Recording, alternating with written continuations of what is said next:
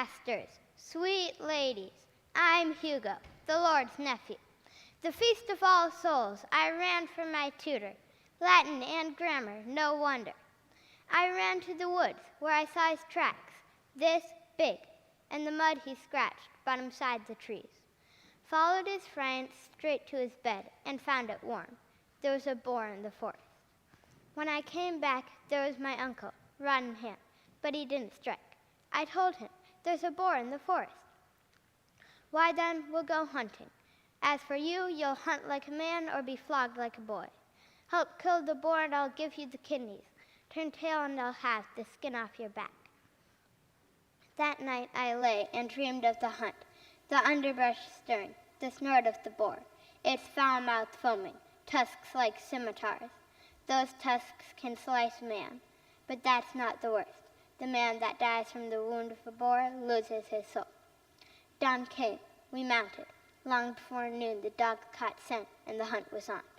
2 relays of hounds, squealing most sore. The third was faint with fatigue. I could smell my sweat, rank with fear. And then it was like my dream. The underbrush moved and the sticks shattered. I saw it, bristling, dark as the devil, huge as a horse. It charged, my uncle lunged, and I behind him. Thrust, felt the spear pierce, and torn pit shoved. It took a long time, the dogs keening and the boars struggling, blood on the grass, but I stood my ground. At last it was over, and the brute lay still. I almost wept, the joy of it and the terror. I gasped like a fish and let my head fall back. The green leaves swam in the sky. He kept his word. Right there in the woods we kindled a fire and butchered the boar. The kidneys were mine, gleaming with fat. He clapped my back and called me a man. But dark of night I hear that sound, sweat in my sleep, and my spear slips through my hand. I dream I'm back in the woods with that boar.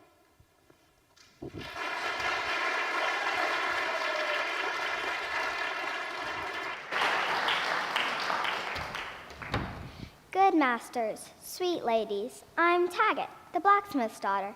9 days it's been since the May, and I am restless yet. Mother hasn't seen it, nor father, nor Robin. Only the horses know.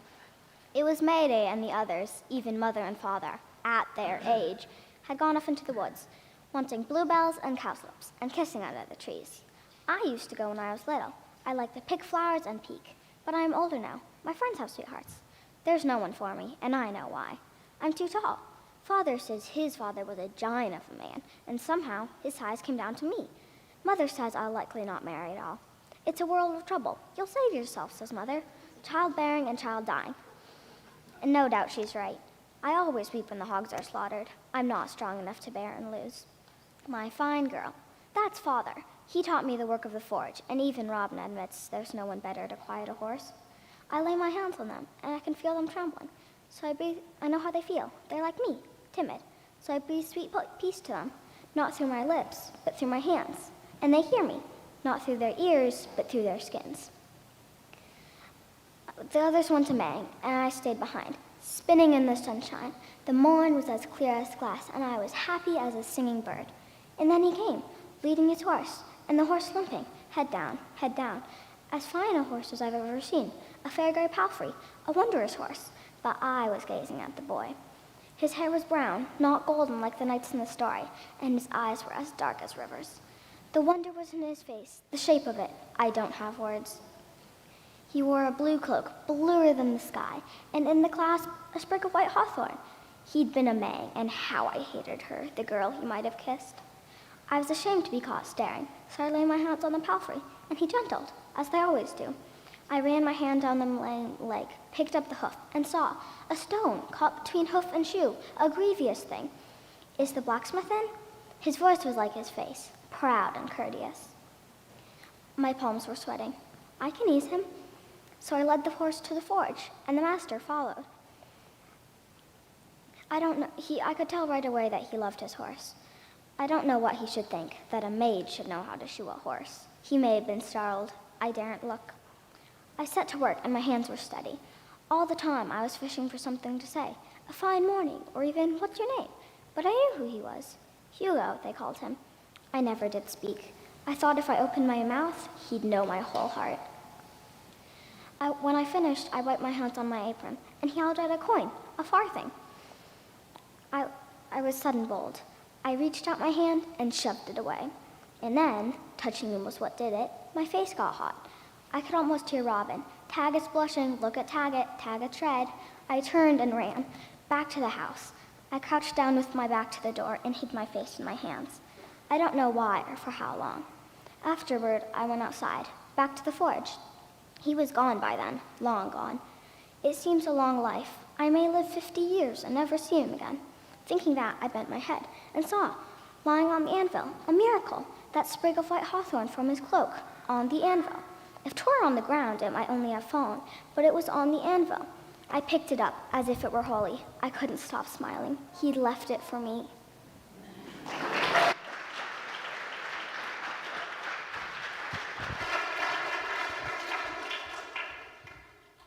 Good masters, sweet ladies, I'm Will, the plowboy. Wheat, barley, and fallow, that's what my father taught me. If you've got 3 fields and you sow in October, and barley in March, and let the 3rd field rest. I don't know why the fields have a right to rest when people don't. I only know that's what he taught me. My father's been dead for 4 years now, but I think of him every day. I used to lead the ox when he plowed, and we finished on the north side of the village and crossed to the west. But that was a long walk. He let me ride the ox. Then the Lord gave us a strip in the low field, and that was so far it took half a day to get there. I couldn't keep up, neither could my father. Then there was so much walking between the fields, and the strips of land were so small our harvest wasn't worth a rotten apple. And then there was the work he had to do in the Lord's fields, the work he was paid to do. Every day he'd bring home 3 herrings and a loaf of bread. Sometimes the herrings had been dead so long we couldn't eat them.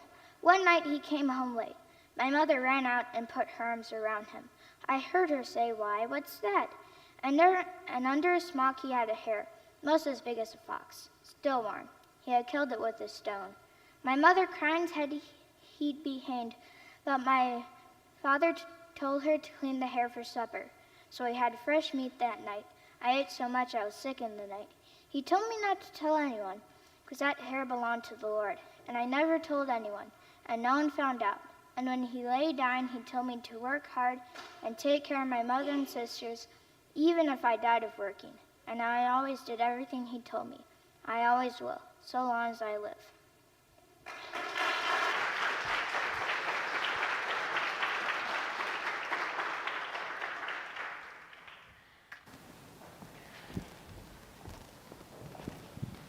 Good masters, sweet ladies, I'm Alice the shepherdess. My mother died when I was born, so I was suckled by one of the sheep.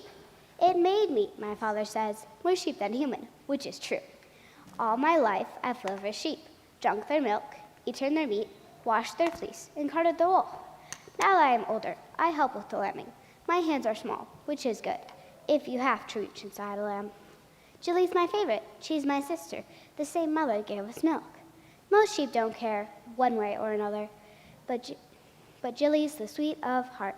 I love the feel of her chin in the palm of my hands. I love the smell of her on my fingers. It was last spring that I awakened and knew something was wrong. Jilly, what's amiss? She only stared with the blank dark eyes of a beast in pain.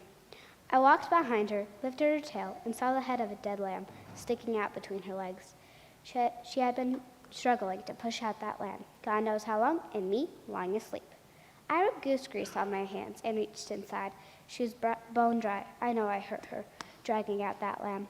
She lay on the ground as motionless as death. I called the old shepherd. I made him look at her. He said she would die. She's given up, he said. Sheep don't fight. That's why they need shepherds. I started to cry, and old Ralph saw. There's one thing, he said. I wiped my nose on my sleeve. What's that? You might try singing. No one knows why, but sheep fancy music. They do. So all that day and all that night I stayed by Jill and sang, God restore thee, thou heavenly sheep. Hark to my music and healing thy sleep. It was really a song for Virgin Mary, but I had changed the words. I sang it over and over, and the stars came out. Do not forsake me, my sister, my sheep. Slumber ye gently and heal in thy sleep. I stroked her fleece. I felt her chest 100 times to see if she was breathing. The moon crossed the sky. There was dew on the grass. The morning star rose, and I sang. Best of all in the flock that I tend, my lamb, my Jilly, my sister, my friend, my lambkin Jilly, thou heavenly sheep, lullaby, lully, and heal in thy sleep. I sang until my voice was hoarse. I was shivering so hard I couldn't go on. I wrapped my arms around Jill, lay down by her side, and slept. I must have slept well, 'cause she got away from me. When I opened my eyes, the sky was full red, and Jill was standing up, cropping her grass.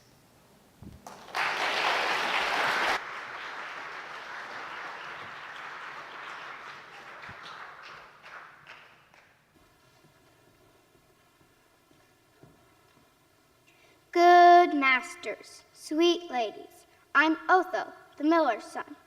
Father is the miller as his father was of old, and I shall be the miller when my father's flesh is cold. I know the family business, it's been drummed into my head, how to cheat the hungry customer and earn my daily bread. Oh, God makes the water, and the water makes the rivers of the earth, and the river turns the mill wheel, and the wheel goes on forever. Every man's a cheater, so every man is fed, for we feast upon each other when we seek our daily bread. My father is a hard man, muscular and stout. He swings a heavy cudgel whenever he walks out. My grandfather was like him, a man of sin and gain. They found him in the mill pond with his skull bashed in.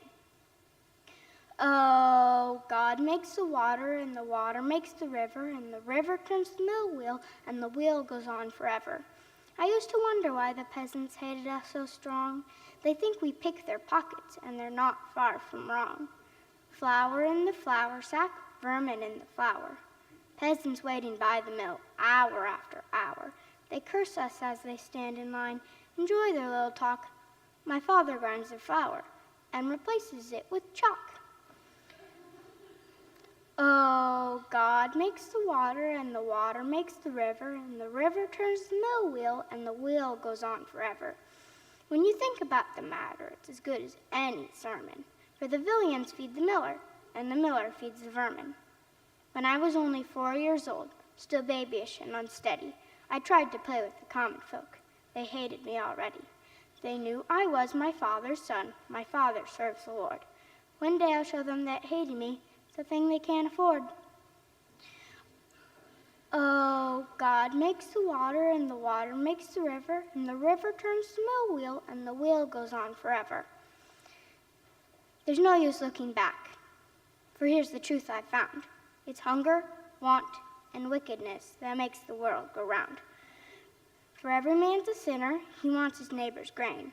The peasant moves the boundary stone and steals the Lord's domain. The miller steals the flour, and the baker steals the bread. We're hypocrites and liars, and we all get fed. Oh, God makes the water, and the water makes the river, and the river turns the mill wheel, and the wheel goes on forever.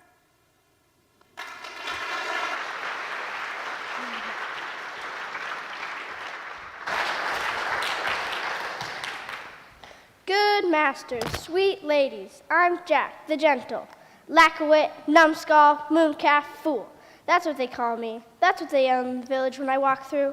I don't say it back. I'm willing to get big and get hit hard. My sister, Mog, says, don't listen to them. You're no fool. Can't you milk the cows and gather the eggs? And I can. I can milk as well as anyone and can always find the eggs. More than Mog. I watch the hens. I see where they go. Father used to say I was good for nothing else, but Father died, and we don't miss him. Now it's just Moggy and me and my mother, and the beast, which is good. Heaven must be like this. Jesus, his mother, the dumb beasts, angels fluttering around like birds, nobody drunk, nobody yelling or hitting or jeering, lack-a-wit, just friends. I have a friend. Margie doesn't know. She hates him, Otho, the miller's son. She says he's a thief, but I never saw him steal.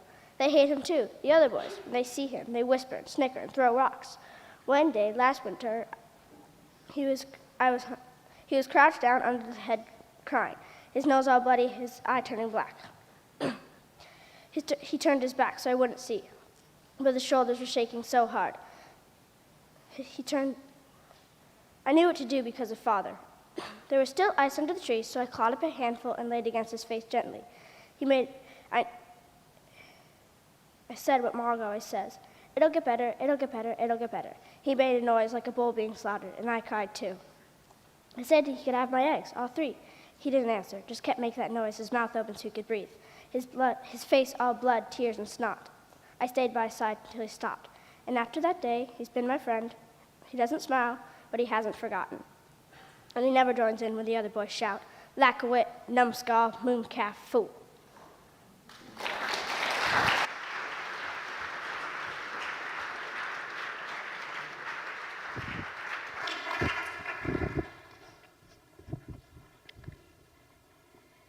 Good masters, sweet ladies, I'm Edgar the falconer's son. Listen now, my sparrowhawk, the stars are fading. Soon the bell for prime will ring. Oh, raise thy hood, untie thy leash, and fare thee well. The mews are all but empty now. The great birds auctioned, one by one. One single sparrowhawk is left, the one tamed by the falconer's son. And that's thyself. Master Simon's off to be a monk, and thou must ride his fist to St. John's Abbey. Save that I will free thee now. I will not leave thee to his care. I know young Simon, I know thee. I'll loose thy jesses, cast thee off, even though they punish me. 'Twas I who stole thee 2 years hence. I climbed to the heights with many a qualm, scooped thee from thy mother's nest, felt thy heart beat 'gainst my palm. I was the one who filled thy crop. I fed thee, stroked thee, day and night. Thou wast my captive and my child, of savageness and appetite. But now the manor's bankrupt. No. And it was I who gentled thee.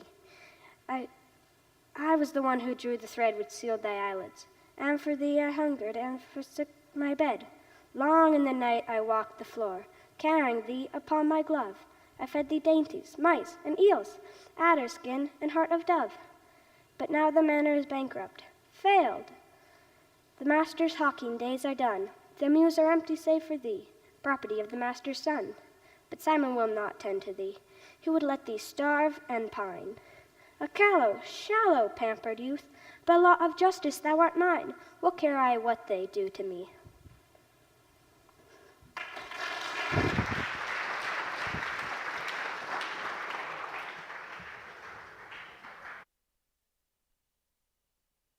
Good masters, sweet ladies, I'm Isabel, the Lord's daughter.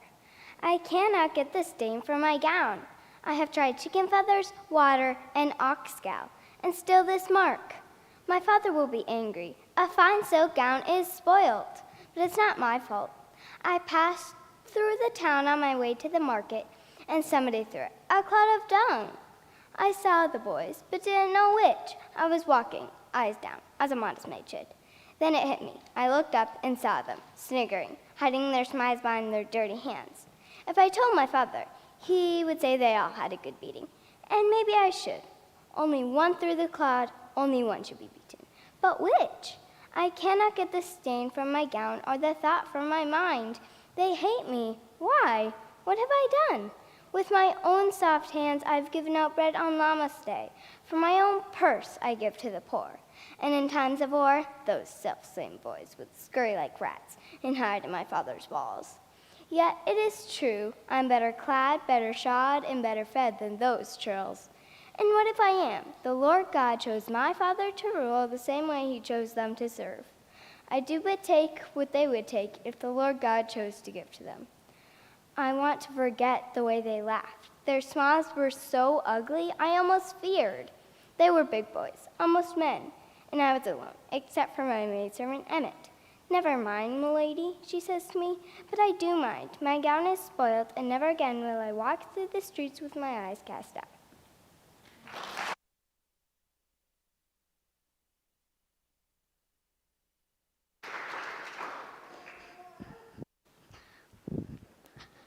Good masters, sweet ladies, I'm Barbari, the mudslinger. I shouldn't have done it. I knew it was wrong. But when the muck left my hand, it was folly and cruelty, and I wish I hadn't.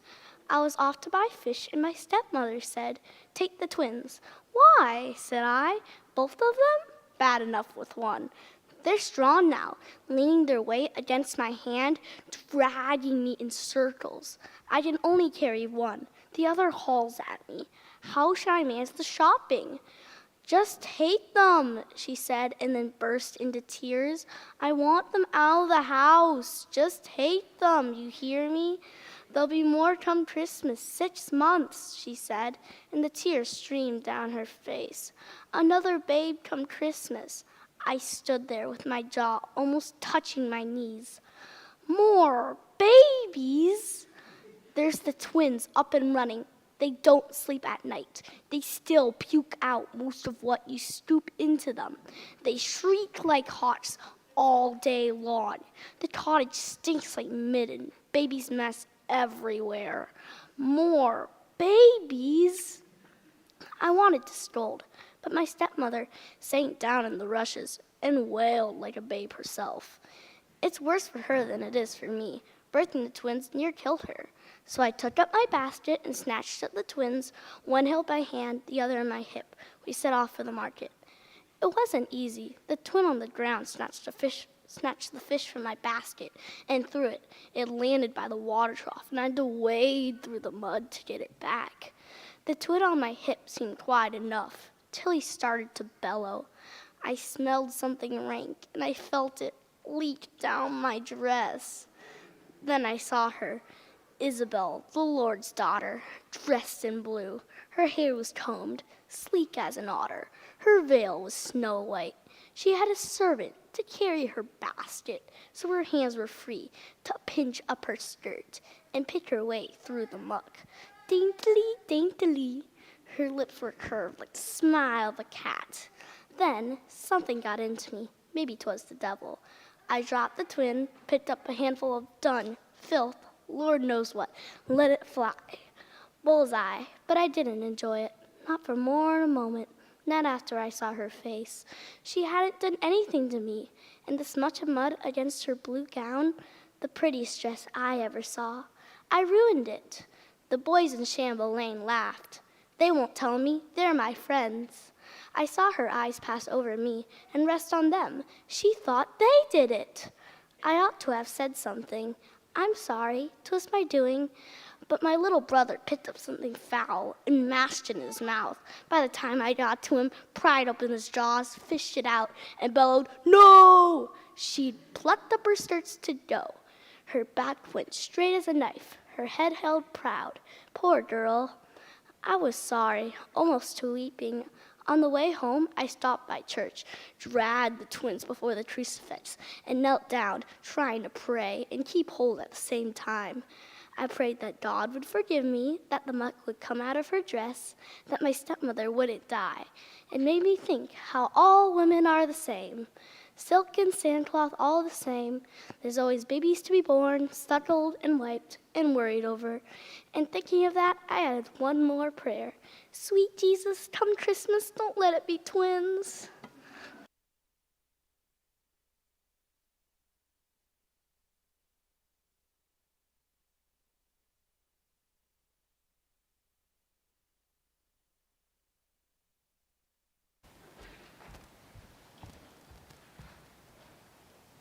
Good masters, sweet ladies, I'm Pasc, the runaway. I don't know when I ran away, but it was past Eastertide and before Lammas. Lammas to Michaelmas to Christmas, Christmas, Lent, and Easter. It must have been nearly a year. Once I've lived in a town a year and a day, I'll be free. That's the law. The worst is over. This past winter, I don't know which was worse, the hunger or the cold, but I knew I would never go back. My father used to say he'd run away when he was young and had no wife and children. Once there's mouths to feed, he'd say to me, "You're a slave for life. You work till you drop down dead just to feed your children." But he never did feed us. It wasn't his fault.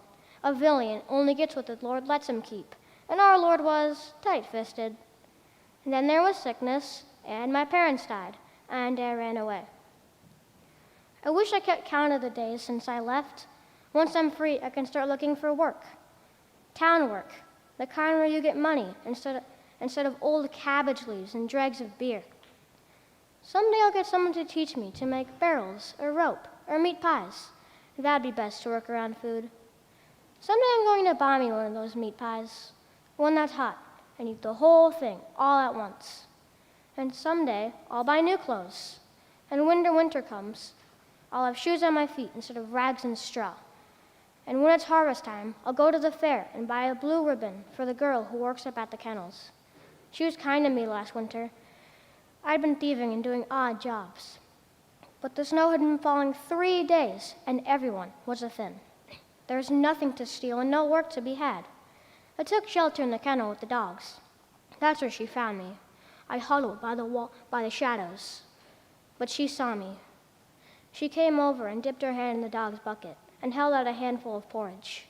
I was so hungry I snatched her hand and gobbled, same as if I was a dog. I gulped down the dog's food and sucked her fingers, and she gave me more. Even as I was eating, I knew how queer it all was, but I didn't care. She was a stranger and stank of dog, but I licked her palm as if it were a golden plate. She let me stay till the winter thawed. I kept out a fight as best I could. From time to time, she gave me something to eat. She told me the names of the dogs. She loves the puppies best. Her hands are covered in tooth marks. She looks like a bit of a pup herself. She has shaggy hair and it hangs down to her shoulders, like ears. Someday I'll go back to her. I'll tell her I'm free. Not a villain, not a vagabond, a free man. And I'll give her a piece of ribbon, blue as her eyes, so she can tie back her hair and make herself pretty.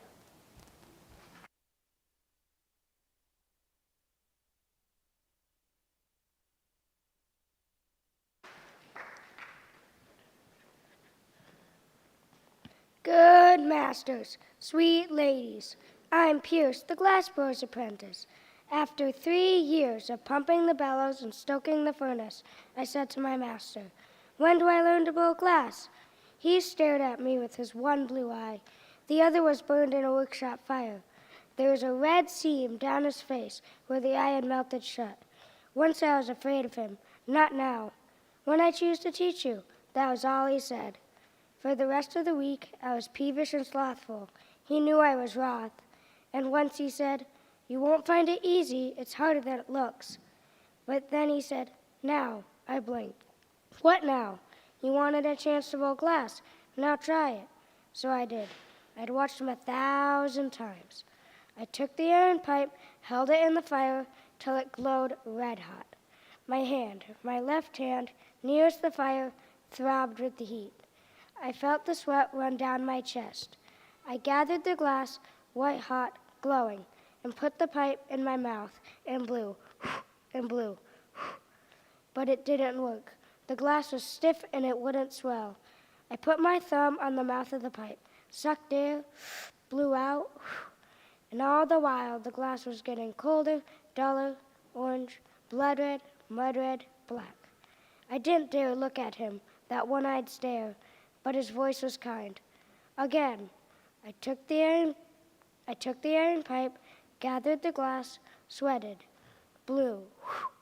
My cheeks puffed out, the iron pipe banged my teeth. I blew like the angel Gabriel sounding the horn for Judgment Day. I felt the bubbles start to form. I trapped the air.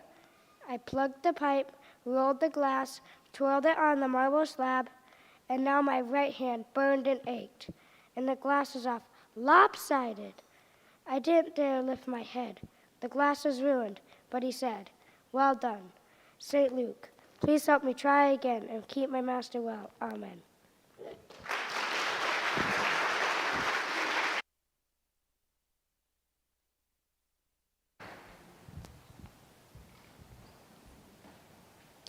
Good masters, sweet ladies, I'm Nellie, the sniggler. I was born lucky. Nay, not born lucky, as you shall hear, but lucky soon ever and ever after. My father and mother were starving poor and dreaded another mouth to feed. When my father saw I was a girl child, he took me up to drown in a bucket of water. But here's the lucky part, and 'tis pure sooth. I didn't drown, babe though I was. I took hold with my wee fingers and held to the side of the bucket. And my mother wept, and my father's heart went soft. And he could no more drown me than himself. And they named me Nellie for Queen Eleanor. And their luck changed. First, my uncle died of the scurvy, and we got his pigs. Then the nuns at the abbey hired us to catch eels, and we've been sniggling ever since. Do you see these eels? Fresher than the day they were born, and fat as priests. I know where their burrows are, and I know what they like for bait. And as for frogs, I've been catching them ever since I was 2 years old. There isn't a frog in Christendom jumps fast enough to get away from me. And I can swim as fast as any boy, and better than Drogo the Tanner. Do you know Drogo, the tanner's apprentice? I can't point him out to you because he'd seen me. He's always staring at me. Many's the time I've seen him peel off his hose to show me his legs. As if every frog I've ever put into a pie didn't have better legs than his. We had a brawl last summer. I said 'twas the fault of the tanners that the river stank. And he said 'twas the fishmongers, which 'tis pure folly. 'Tis surely the will of God that the fish should rot in the water, but the beast should rot on land. I put out my tongue. And by St. Peter, he pushed me right off the wharf into the water. And then, poor fool, he thought I would drown. I, who couldn't drown when I was 3 hours old. He splashed in after me, and I dove down deep and grabbed his foot and ducked him 3 times. Serve him right. Only then I had to drag him out, because it turns out he can't swim. So I suppose you could say I saved his life. He's never forgotten it. He watches me all the time and shows off his legs. But I don't speak to him. I want nothing to do with him and his legs. I pretend I don't even know his name. And every day I walk past the tannery just so he can see me not looking his way.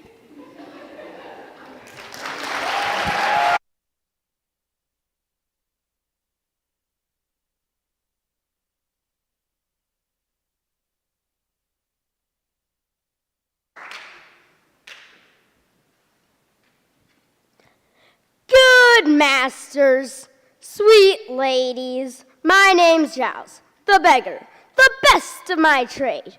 Behold, my crushed foot. The sight of the wound would sicken your stomach and soften your heart. A penny, a farthing, I grovel for mercy. Sometimes I manage real tears. It's an art. No takers, no givers, not even a morsel. Ah, there's stone to my pitiful cries, and so I'm left to my wits, which, in fact, are prodigiously keen and surpassingly wise. I enter a town with my crutch and my cry. Food for the famished, alms for the poor. I stagger, collapse in the dust of the road. I swoon, too exhausted to go one step more. And here comes my father, but I do not know him. I lie by the roadside, starting to wail. My father, the peddler, the dealer in relics. 10 pence for a thread from St. Margaret's Vale. Who covets the thumbnail of Martin of Tours? Or this? Better still, even this can be yours. A flask of the sacred holy water. Stand back now. Don't push. Don't jostle. A flask of the sacred holy water used on the feet of St. James, apostle. Sometimes they pay. More often they don't. So he throws up his hands and sighs, like that. O ye of no faith, before you I swear, I will hear now this unfortunate brat. That's my cue, so I whimper. He opens the flask, anoints me, as I seem to faint, with the authentic holy water used on the feet of the holy saint. I swoon in his arms. Look upward, cry out. Angels, apostles, I see them before me. I throw down my crutch, clasp my hands, and I walk. If I do it just right, the crowd gasps aloud. They genuflect, weep, stretch their hands out, and touch. While they're paying for drops of that water, I gather my bandages, pick up my crutch. My pantomime's done. Once the money is paid, I creep out of town. I feel guilt, but not much. Later, my father follows the high road. He gives me my supper, my pay. Bread or an apple, cabbages, turnips, sometimes there's sausages. On a good day, we step by the road, ask our Lord to look after us, send us more fools for our food and our keep, forgive us our trespasses, pardon our lies, look after your foxes, as well as your sheep.